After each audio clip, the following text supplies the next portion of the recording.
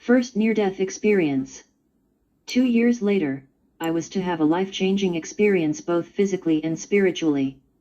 During a stay with my aunt in the southwest of France, I was asked to stay with my elderly grandfather to cook for him while my aunt was away for the day.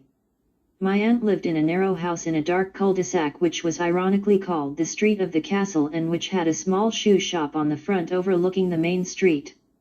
She got it from her mother, my paternal grandmother, who was the daughter of a shoemaker.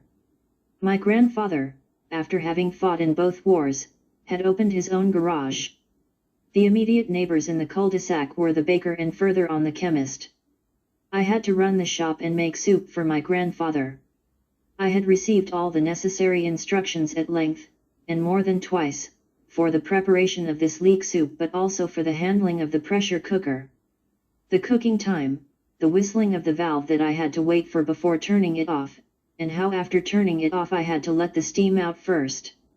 In short, everything was there. My aunt left. I followed her instructions to the letter. Everything was going well. 30 minutes passed. I was waiting for the famous whistle, nothing. I had put on a little red nylon top that morning, brought back from a trip. An intuition had pushed me to go upstairs to change into a cotton shirt. This would prove to be a detail of the utmost importance and would show me in retrospect that God is a person for whom every detail counts. I went back down to the kitchen. Still no signal.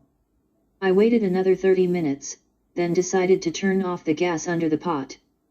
I removed the valve, nothing, no steam was coming out, no noise.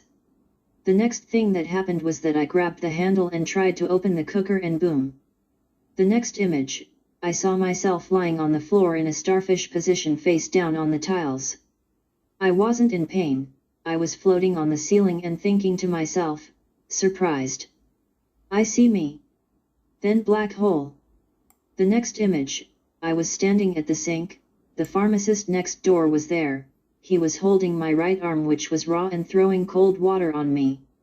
The whole neighborhood was on the alert because they had heard a scream as if someone had slit a pig's throat, they would say later. There was soup everywhere, on the floor, on the walls, on the ceiling, even on the first floor because the explosion had been so violent. We would learn later that it was a little piece of leak, stuck in the valve. I could always wait for it to whistle, that had turned this innocent casserole into a time bomb, the propulsion object in any case that had enabled my first experience outside this body. Projected into this other reality, I was no longer the observer of this event who heard this cry, I was this cry. I was that root chakra. There was no more in and out but the full awareness of being totally in that place in that body. And then this strange journey will take place. I will go up little by little passing through each of the chakras until I go up and stabilize in the mental box. I still have a very clear memory of the sensation before and after the conditioning, once I returned to the mental consciousness. This journey has remained engraved like an indelible imprint, a memory of experience that sits and resonates beyond time and space and which is inscribed like all our experiences, thoughts, acts, emotions, in the DNA. I am aware that I had this experience before I had any intellectual knowledge of it. It is therefore impossible for me or others to doubt the authenticity of this experience. I was free of any preconceived notions, readings, preconditioning or anything else. It happened suddenly and without warning. Life has always taught me this way anyway, first by raw experience, then come the explanations. But that was only phase 1. The electroshock to awaken me to the awareness of the existence of these different portals. The next phase, phase 2, will open me to another dimension. In hospital, to pass the time, my father gave me all the books of the Lord of the Rings saga. I remember endless descriptions, maps, and magical quests in the land of Mordor. After 3 weeks, I finally came out, covered in bandages. They called me the mummy. The doctors were starting to talk about skin grafts. Fortunately the cotton of my shirt had protected me from the irreparable. I can't even imagine what the melted nylon mixed with the flesh would have done if I'd kept it on, and only my neck, chest, part of my right arm and a big wound right where the liver is shared the podium between 2nd and 3rd degree burns. I would also remember how I felt like strangling the emergency nurse who had been attending to my case by saying carelessly, "Is this really an emergency?" While I was suffering in agony even though there were no apparent signs of it yet. I was not yet a vegetarian, but I already felt for the lobsters and crabs that are shamelessly thrown into boiling water thinking they don't feel anything. And then how huge blisters formed after a few hours that made the nice nurses scream the next morning, thinking I must be in great pain when I wasn't in pain at all. So in 24 hours I witnessed a vertiginous demonstration of inverted reality, between illusion of appearance and felt reality, between understanding and incomprehension of the visible and the invisible. But that was not all. Life continued its lesson on the subject in the following way. After I got out of the hospital, my aunt said to me one day, "Here, go to the bank and take the takings from the shop, and ask to speak to Mrs. Tamer, I hear she is a healer, she takes away the fire." It was starting to get interesting and anyway, I was ready to do anything to avoid having part of my backside grafted higher up. When I went into the bank, I saw a lady at the counter. I told her loudly, "Are you the one who heals burns?" She got scared and told me, "Shh, shut up. Yes, it's me. I'll come and see you later on after my work." She came every day for 7 days. At the first session, my mother was present.